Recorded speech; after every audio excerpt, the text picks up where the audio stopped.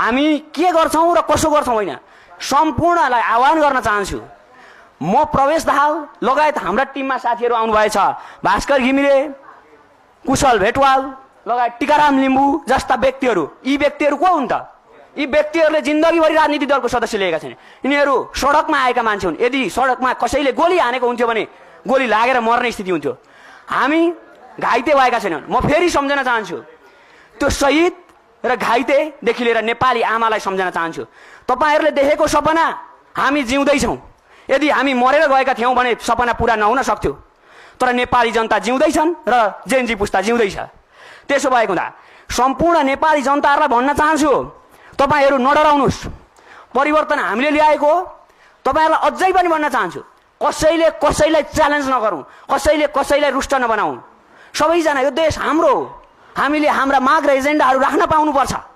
त्यसो भएको हुँदा हामी भाषण गर्न, साँच्चै भन्ने भने भाषण नेपालकै तरिकाले जाने भने हाम्रो टिमले भाषण गर्न सक्छ। जेनजी पुस्ता त्यति राजनीति नबुझेको छ।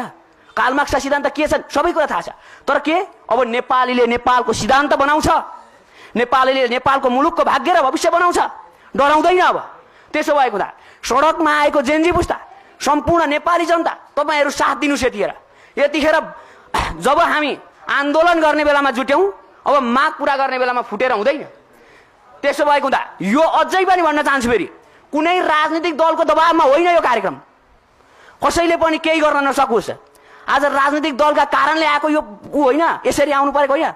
हामी भन्न चाहन्छौँ, आन्दोलन कहिले पनि लिमिटेसन हुँदैन, कहिले पनि क्राइटेरिया हुँदैन। आन्दोलनले ल्याएको परिवर्तन कसैले पनि कमजोर नसम्झिँदा हुन्छ। आन्दोलन आवश्यकता थियो। आन्दोलनको आवश्यकताले अब डक्ट्रिन, नेसेसिटी अफ डक्ट्रिन हुन्छ। आवश्यकताका सिद्धान्तहरू परिस्थितिले पद्धति बनाउने हो, नियम बनाउने हो। त्यसो हुँदा हिजोका नियमबाट रुष्ट नेपाली जनताहरू आज नयाँ नियम बनाएर कार्यान्वयन गर्न चाहन्छन्। त्यसो भएको हुँदा हाम्रा एजेन्डाहरू, एकछिन साथीहरू एकछिन, हाम्रा एजेन्डाहरू के छन्? अब एजेन्डातिर लाग्न चाहन्छु। एजेन्डाहरू हामी प्रष्ट भन्न चाहन्छौँ। अघिदेखि मैले भनेको छु, एजेन्डाहरू के छन् भन्ने कुरा आदरणीय दाजुभाइ तथा दिदीबहिनीहरू, प्रिय जेनजी युवा पुस्ताहरू, आदरणीय उसमा मतलब कि शहीद हुनुभएका शहीदहरू, हस्पिटलको बेडमा हुनुभएका घाइतेहरू लगायत अहिलेको तत्कालीन सरकारका राष्ट्रपतिज्यू, प्रधानमन्त्रीज्यू लगायत सम्पूर्ण नेपाली जनताहरू, अहिलेको शून्यताको स्थितिलाई स्थिरतामा बदल्न हालको अन्तरिम सरकारले तत्काल निर्णय लिनुपर्छ। के निर्णय लिनुपर्छ त? हामीले निर्णय के लिनुपर्छ? तत्कालीन संविधानलाई परिमार्जन गर्न सकिन्छ भने परिमार्जन गरेर अन्तरिम संविधान जारी गरेर प्रत्यक्ष कार्यकारी निर्वाचनको घोषणा गर्नुपर्छ। हामीले यदि संसदीय मुद्दा मानेको हुन्थ्यो भने आन्दोलन केका लागि गर्नु पर्थ्यो? त्यसो भएको हामी संविधान नमान्ने भन्नाले होइन, यो संविधानको सरकार गठन प्रक्रिया, यो संविधानले देखाएका जुन विधि र पद्धतिहरू हामी मान्दैनौँ, तर संविधानै मान्दैनौँ भन्न मिल्दैन। त्यसो भएको हुँदा यो संविधानलाई हामीले जगमा टेकेर अब हामीले ती सरकार गठन प्रक्रियाहरू अहिलेको अन्तरिम सरकारले लिनुपर्छ। अन्तरिम सरकारले निर्णय लिनुपर्छ। जनताको पक्षमा किन निर्णय लिँदैन? फेरि अर्को कुरा के छ? तत्कालीन आन्दोलनको अवस्थालाई उग्र बनाउन सरकारले निरङ्कुशता साधेकाले तत्कालीन सरकार पक्षलाई उच्च स्तरीय छानबिन आयोग गठन गरी तत्कालीन सरकारलाई कारबाही गर्नुपर्छ। अर्को कुरा के छ? प्रदेश खारेजीको माग नेपाली जनताको हो। यहाँ कसले के माग राख्छ सँगको सरकारको विषय होइन। आन्दोलनका सडकमा उठेका मुद्दाहरूदेखि लिएर नेपाली जनताले चाहेका मुद्दाहरू सम्पूर्णले पेश गर्नुपर्छ। त्यसो हुँदा प्रदेश खारेजीको माग नेपाली जनताको माग रहेको हुँदा तत्काल खारेज गर्नुपर्छ। अर्को कुरा के छ फेरि? 4 नम्बर बुँदामा 2047 सालपछि सार्वजनिक पदधारमा रहेका सम्पूर्ण आरोपीलाई उच्च स्तरीय छानबिन आयोग गठन गरी तत्काल सजाय र प्राप्त सम्पत्ति राष्ट्रियकरण गर्नुपर्छ। आज धेरैजना व्यक्तिहरू इमोसनल पार्न खोजिरहेका छन् राजनीतिक दलका कार्यकर्ताहरूले। यो देश सके भनेर। देश सकिएको छैन। देशमा जनता छन् र देशको भूमि छ। देशको सार्वभौम सत्ता, स्वाधीनता, इमानदारिता तरिकाले अगाडि बढ्छ देश। त्यसो हुँदा हामी विधिको शासन मान्छौँ भने विधि बनाएर भए पनि विधिको शासन मान्छौँ। त्यसो हुँदा अहिलेको विधि र पद्धतिमा हामी यो कुरालाई संशोधन गर्ने हो कि आन्दोलनकारीले केही पनि व्याख्या गर्न चाहँदैन? एकछिन साथीहरू, आन्दोलनकारीहरूले केही पनि व्याख्या गर्न चाहँदैन। आन्दोलनकारीले माग राख्ने हो र माग पुरा हुनुपर्छ अहिलेको सरकारले। अर्को कुरा के छ? संवैधानिक आयोगका पदाधिकारीलाई नियुक्ति गर्दा राजनीतिक दलको दबाव नभई स्वच्छ प्रतिस्पर्धाबाट गर्नुपर्छ। अर्को के छ फेरि यहाँ धेरै कारण चाहिँ के भयो भन्दा विश्वविद्यालयका राजनीतिक दलका संगठनहरू हावी भइरहेका छन्। विश्वविद्यालयमा रहेका सम्पूर्ण विद्यार्थी संगठन सोभ्यू हटाउनुपर्छ। प्रत्यक्ष कार्यकारी प्रधानमन्त्रीको नेतृत्वमा विशेषज्ञको टोलीमा मन्त्री परिषद गठन गर्नुपर्छ। 9 मा अहिले जुन तरिकाले आन्दोलनको समयमा भएका घटनाहरू सीसी क्यामेरा फुटेजमा बाहिरिएको छ यो घोर आपत्तिको विषय छ। किन आपत्तिको विषय छ? यो किन आपत्तिको विषय छ भन्दाखेरि अहिलेको तत्कालीन आन्दोलनमा को आयो भन्दा कोठाबाट बस्ने साधारण मान्छे आयो। आज भरेबाट कोठाबाट नपाउने स्थिति भइसकेको छ विद्यार्थीहरूको। प्राय गाउँका किसानका सन्तानहरू मजदुरका सन्तानहरू आएर आयो आन्दोलन सफल पारेको। त्यसो हुँदा कसैले कसैलाई राजनीतिक दलको दबावमा आएर आज उत्तेजना नपारियोस्। भिड अब हामी सडकमा आउन चाहदैनौँ तर सडकका मागहरू अब सम्बोधन गर्न चाहन्छौँ। हामी सम्माननीय प्रधानमन्त्रीज्यू, माननीय गृहमन्त्रीज्यू, माननीय अर्थ मन्त्रीज्यू, माननीय भौतिक पूर्वाधार मन्त्रीज्यू लगायतका व्यक्तिहरूसँग हामी भेट्न चाहन्छौँ। हाम्रा मागहरू सुन्नुपर्छ। हामी सरकार गठन गर्ने बेलामा मतलब के आइपुग्न पाएनौँ। लगभग हामी विराटनगरमा आन्दोलन गरेका थियौँ तर हाम्रा माग र एजेन्डाहरू तत्कालीन नेपाली समाजले हामीलाई फोन गरेर भनिरहनु भएको छ यो कुराको माग उठ्नु पर्यो, यो कुराका मागहरू लाग्नु पर्यो, यो कुराका मागहरू सुनिनु पर्यो। माग सुनाउन सक्दैनस् भने केका निम्ति सडकमा गइस्? सडकमा केका निम्ति गइस्? तँलाई कसले पठायो सडकमा? एउटा कुरा फेरि भन्न चाहन्छु। एउटा कुरा के भन्न चाहन्छु भने अर्को कुरा के छ भनेदेखि यो सडकमा आन्दोलन गर्न सक्ने मान्छेहरूले माग पनि पुरा गर्न सक्नुपर्छ। त्यसो हुँदा हामी माग पनि पुरा गर्न सक्छौँ र माग लिएर आएका हौँ। त्यसो हुँदा हामी तण्ड वितण्ड गर्ने, हामी विभाजित गर्ने, कसैलाई आरोप प्रत्यारोप गर्ने भन्दा पनि हामी सम्पूर्णसँग संवाद गर्न चाहन्छौँ। आउनुहुन्छ, आउनुहोस्, सहकार्य गरौँ। भिजनमा मतलब कि एउटा डिसिजन लिउँ कि त कम्पेरिजन मतलब यो स्थितिलाई सुधार गर्नुपर्छ भने जेनजी पुस्ता एक हुनुपर्छ। आन्दोलन गर्ने बेलामा जुट हुने अनि माग पुरा गर्ने बेलामा फुट हुने भन्छ नि यिनीहरूले। यो अघिल्लो पुस्ताले त भन्छ यो देशको स्थितिलाई अझै बिगार्न पाए हुन्थ्यो भने। राजनीतिक दलको दबाव र आड र प्रकापमा धेरै सम्मेलन हुन थालिसकेका छन्। यस्ता सम्मेलनहरू आपत्तिजनक छन्, घोर भत्सना छ। त्यसो हुँदा परिवर्तन आएको हो, आन्दोलन गरेकै हो, आन्दोलनले परिवर्तन ल्याएकै हो। त्यसो हुँदा यहाँ कसलाई कारबाही गर्ने र कसलाई के गर्ने होइन। तत्कालीन सरकारलाई कारबाही गर्नुपर्छ, तत्कालीन सरकारका पदाधिकारीलाई कारबाही गर्नुपर्छ। यहाँनिर जेनजी पुस्ताको आन्दोलनकारीलाई आजसम्म विश्वको इतिहासमा कसलाई कारबाही भएको छ? अवस्था परिवर्तन गर्न चाहन्छ, व्यवस्था परिवर्तन होइन यो जेनजी पुस्ता। त्यसो हुँदा जेनजी अथवा जेनसी मतलब जेनेरेसन चेन्ज, लिडरमा जेनेरेसन चेन्ज हुनुपर्छ। त्यसो भएको हुँदा विधि र पद्धतिलाई नियमन गरेर नियम बनाएर विज्ञको टोली मार्फत नियम बनाएर अगाडि बढ्नुपर्छ। अब आन्दोलनकारीका मागलाई सम्बोधन गर्नका निम्ति आन्दोलनकारी तत्पर छ र आन्दोलनकारी माग गर्छ। अब सडकमा जान चाहँदैन तर त्यो सडकको टाटाले हामीलाई नसरापोस्। त्यो शहीद किन भयो? यदि शहीदका सपनाहरू पूरा गर्नका निम्ति हामी पनि शहीद हुनुपर्छ भने, यदि घाइतेका सपना पूरा गर्न हामी पनि घाइते हुनुपर्छ भने हामी तयार छौँ। तर हाम्रा माग र एजेन्डाहरू कुनै पनि तरिकाले पछाडि हट्ने पक्षमा छैनौँ। हामी कुनै भूगोललाई प्रतिनिधित्व गर्ने पक्षमा छैनौँ। हामी कुनै उसलाई समग्र देशलाई आज धेरैजना व्यक्तिहरू को पक्षधर के पक्षधर होइन। नेपाली जनता पक्षधर, नेपाली आमा पक्षधर, नेपालको भूमि पक्षधर, नेपालको सार्वभौम सत्ता पक्षधर, नेपालको स्थिति पक्षधर। आज धेरैजना व्यक्तिहरूले के भन्नुहुन्छ? आज के कुरा गरिरहनु भएको छ भने आन्दोलन त कसले फन्ड पो दिएछ, आन्दोलन त के पो भएछ, के को फन्ड? सर्वसाधारण किसानका छोराछोरीहरू, सर्वसाधारण व्यक्तिहरू सडकमा आएर हामीले कोठाबाट तिर्ने, घरबेटीलाई कोठाबाट तिर्ने पैसाहरू, गोजीका पैसाहरू खर्च गरेर हामीले आन्दोलन गरेका हौँ। हामीसँग अहिले स्थिति साँच्चै भन्ने हो भनेदेखि अहिले म यो सफा लुगा लाएर आउने स्थितिमा पनि थिइनँ तर बाध्यताले यो आज चाहिँ राम्रै कपडा लाएर जाउँ न त भनेर मात्रै हो। होइन भने आन्दोलनकारीका मागहरू किन पुरा गर्न सकिँदैन? आन्दोलनकारीले माग राख्छ। आन्दोलनकारी कसरी अब हो भन्ने होइन, अब जसरी हुन्छ परिवर्तन गर्नुपर्छ र जसरी हुन्छ प्रत्यक्ष कार्यकारीको निर्वाचन गर्नुपर्छ। यहाँ हेरेर बसेर हुन्छ? आन्दोलनकारीले यो नियम मानेको थियो भने किन आन्दोलन गर्नु? घर बसेर सुत्ता भइहाल्थ्यो नि। तर के आन्दोलनकारीले माग राखिसकेपछि आन्दोलनकारीले पुरा गर्छ र हामीलाई संवादमा बोलाउनुपर्छ। कुनै पनि कुरा कोठामा लुकाएर हुँदैन। हामी छौँ नि, जिउँदैछौँ हामी जिउँदैछौँ। त्यसो हुँदा जिउँदा मान्छेले जिउँदाका मतलब अहिलेको नेपाली समाज त्यो शहीदले देखेको सपना पुरा गर्न चाहन्छौँ। शहीदले देखेको सपना यो तरिकाको अहिलेको तण्ड वितण्ड होइन। यहाँ धेरैजना व्यक्तिहरू यो पक्षधर त्यो पक्षधर, हामी कोही पक्षधर होइनौँ। नेपाली जनता पक्षधर हौँ। हामी कोही व्यक्तिलाई बोकेर हिँड्दैनौँ, देशलाई बोकेर हिँड्छौँ। हामी कसैका व्यक्तिका निम्ति होइन, हामी यो देशको भूमिका निम्ति हो। त्यसो भएको हुँदा सम्पूर्ण पत्रकारहरूलाई भन्न चाहन्छु, तपाईँहरूले वास्तविक रियल जेनजीहरू, घाइतेहरू, त्यो अहिले मैले धेरै कुराहरू राख्नु छ। अर्को कुरा के छ भनेदेखि अहिलेको तत्कालीन सरकारले आज हामीले फेरि यस्तो हुन्छ यो स्थितिमा अहिले बोल्ड निर्णय लिन सकिएन भने आज निर्णय गर्न छैन, रात गए अग्राख पलाउँछ, न्याउरी मरे पछुतो भने जस्तो आज निर्णय गर्न नसके भोलि जनताको स्थिरतामा कसरी परिवर्तन आउँछ, जनताको अवस्थामा कसरी सुधार आउँछ। त्यसो भएको हुँदा सबैजनाले के हो भनेदेखि यो पत्रकारको मिडिया मार्फत हामी भन्न चाहन्छौँ, तपाईँहरू हाम्रो साथी हो, हामी तपाईँहरूसँग संवाद गर्न चाहन्छौँ, तपाईँहरूलाई तपाईँहरूका विचारहरू सुन्न चाहन्छौँ र हामी भन्न चाहन्छौँ देशले परिवर्तन चाहेको छ, मुलुकले परिवर्तन चाहेको छ। हामी डेमोक्रेसी पक्षधर हो, हामी डेमोक्रेसी पक्षधर हो। डेमोक्रेसी पक्षधरले के भन्छ? People power, people choice, people voice, यी कुराहरू हामी भन्छौँ। त्यसो हुँदा डेमोक्रेसीले परिवर्तन ल्याएको हो, तर अवस्था परिवर्तन। अब दुई तिहाईको मतलब कि आज राष्ट्रपतिबाट विज्ञप्ति जारी भएछ, अलिकति चाहिँ मलाई दुःख लागेको छ। त्यो विज्ञप्तिमा भनिएको छ अब संविधानको रक्षा गरियो। संविधानको रक्षा होइन, देशको रक्षा गर्छन् नेपाली जनताले। संविधानको विधि पद्धति बनाएर अगाडि बढ्छन् नेपाली जनता, विधि भन्दा पछाडि त किन जान्छन्। तर विधि बनाउने कुरामा के हुन्छ, अहिलेको विधिले मुलुकको परिवर्तन गर्न सक्दैन। यो कुरा जहाँ बोल्नुपर्छ, जहाँ गर्नुपर्छ हामी तयार छौँ, जहाँ बोल्नुपर्छ, जहाँ बोलाइन्छ तयार छौँ, तर हामी कसैलाई विरोध गर्दैनौँ।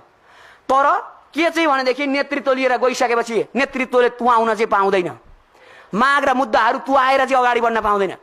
परिस्थितिले शून्यता छ। हामी के भन्छौँ, नेपाल अहिले दुःखमा छ, नेपाल भूमिले शान्त चाहन्छ, मुलुकले परिवर्तन चाहन्छ, जनताले अवस्था परिवर्तन चाहन्छन्। त्यसो भएको हुँदा आज हामीलाई भनिरहेका छन्, हामीलाई गाउँ र बस्तीबाट फोन आइरहेको छ, तपाईँहरू सडकमा आन्दोलन गर्नुभयो, अब गाउँ परिवर्तन हुँदैन, गाउँमा त आन्दोलनै भएन त भनिराख्नुहोस्।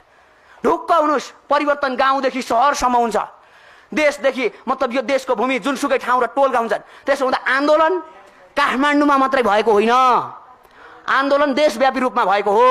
त्यसो हुँदा देशव्यापी रूपमा सुनिनुपर्छ र देशव्यापी रूपमा अगाडि बढ्नुपर्छ र परिस्थितिलाई पद्धतिमा बढाएर नियमन गरेर मुलुक र जनताको भाग्य र भविष्यलाई परिवर्तन गर्नुपर्छ भन्ने कुरामा हामी दुई मत छैनौँ।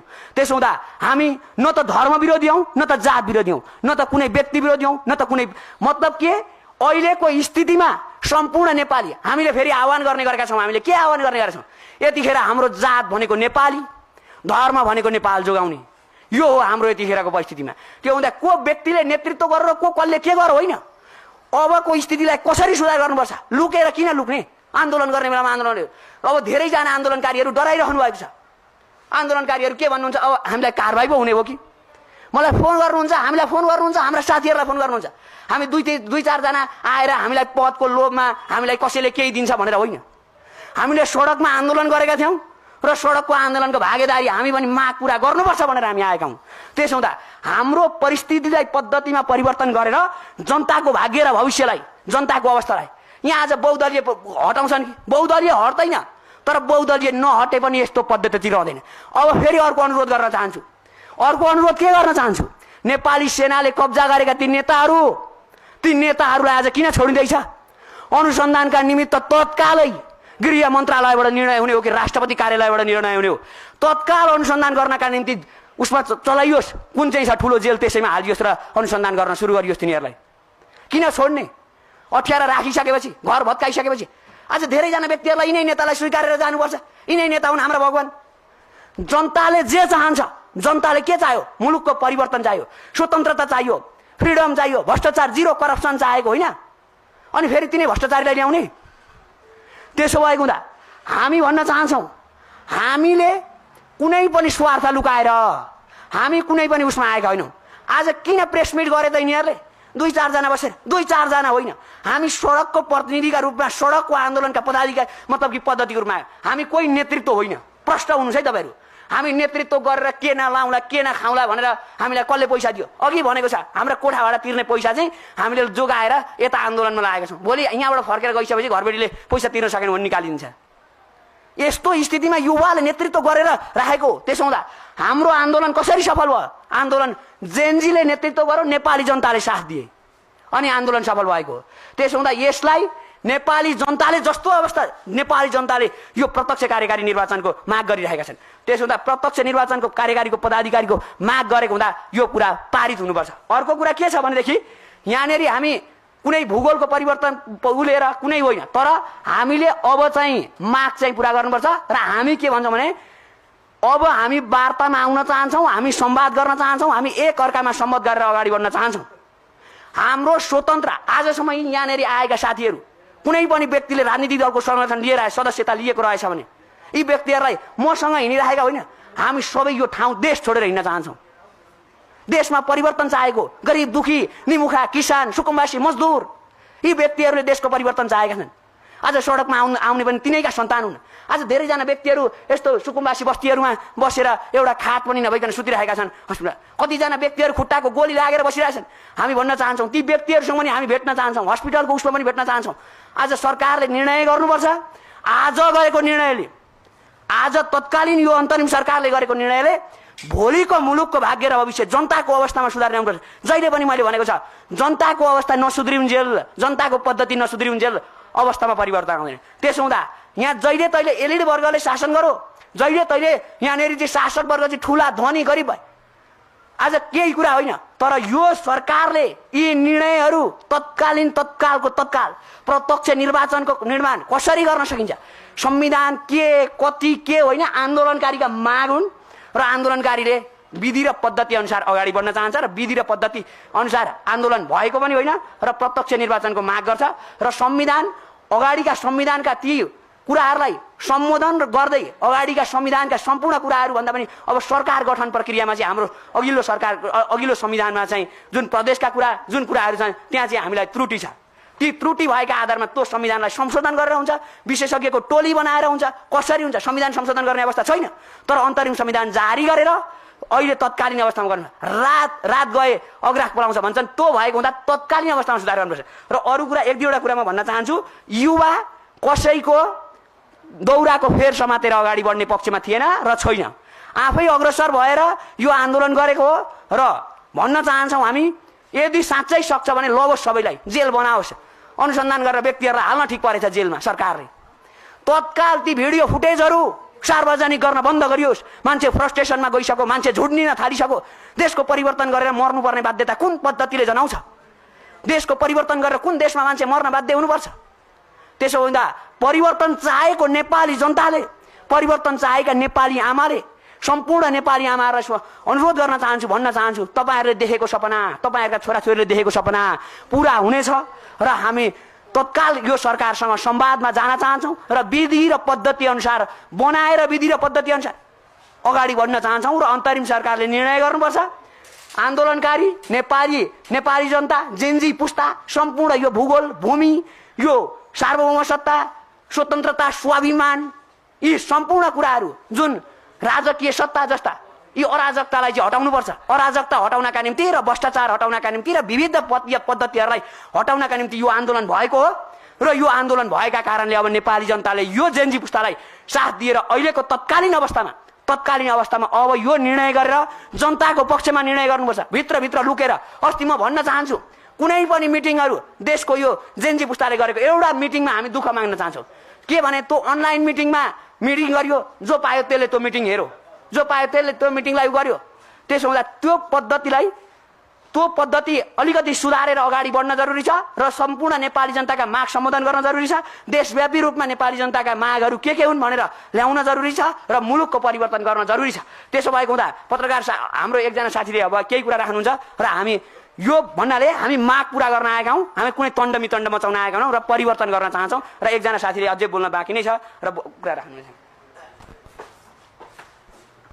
हेलो, यस मञ्च प्रदान गर्नुहुने रिपोर्टर्स क्लबलाई धन्यवाद व्यक्त गर्न चाहन्छु। साथै विविध मिडियाहरूबाट आउनुभएका पत्रकार मित्रहरूलाई पनि धन्यवाद व्यक्त गर्न चाहन्छु। विशेष गरी आन्दोलन भयो, आन्दोलन वास्तवमा पूर्ण तरिकाले सफलता प्राप्त गरेको छैन। आन्दोलनले जुन किसिमको सफलता प्राप्त गर्छ, जब ती शहीदहरूले बगाएको त्यो रगतको बलिदानले परिवर्तन ल्याउँछ, तब मात्रै आन्दोलनले सफलता प्राप्त गर्छ। म टिकाराम लिम्बू पूर्वाञ्चल विश्वविद्यालय ल कलेजबाट बिएलएलबी तेस्रो इयरको विद्यार्थी। हामीले के भन्न चाहन्छौँ भने जेन्जी पुस्ताहरूले हाम्रो आफ्नो किसिमका एजेन्डाहरू थियो, त्यो एजेन्डाहरूलाई परिपूर्ति गर्नका निम्ति हामी सडकमा उत्रेका थियौँ।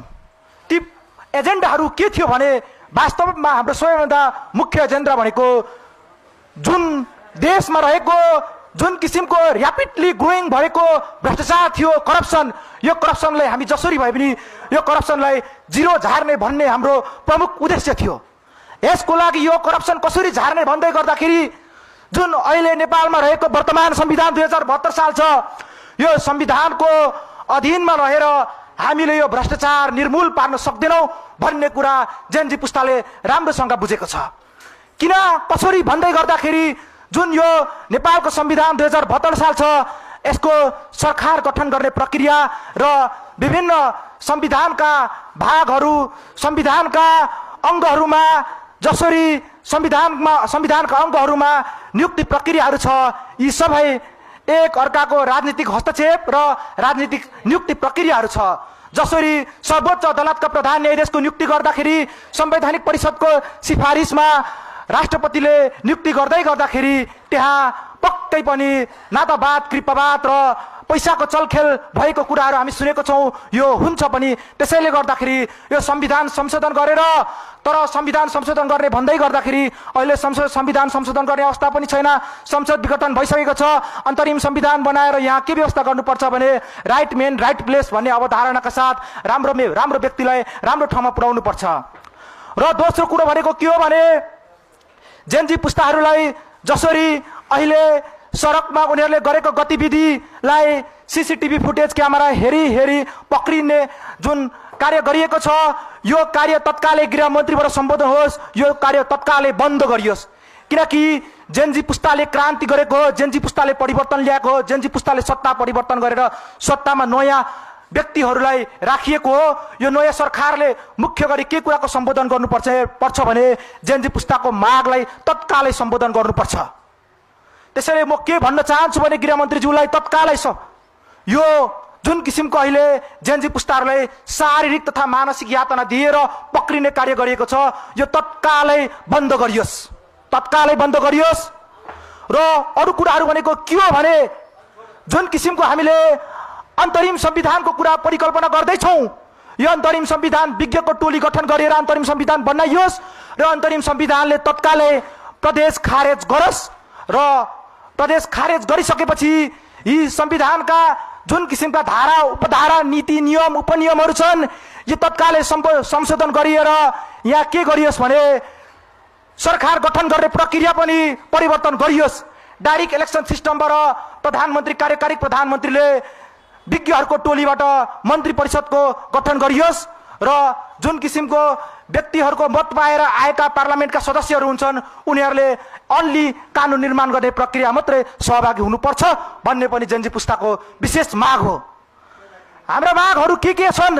हाम्रा मागहरू धेरै किसिमका छन्। यो विशेष मागहरू हो र तेस्रो कुरा, चौथो कुरा, पाँचौँ कुरा, 10औं कुरा, 20औं कुराहरू आइसकेका छन्। यो सबै मागहरू परिपूर्ति गर्नुपर्छ।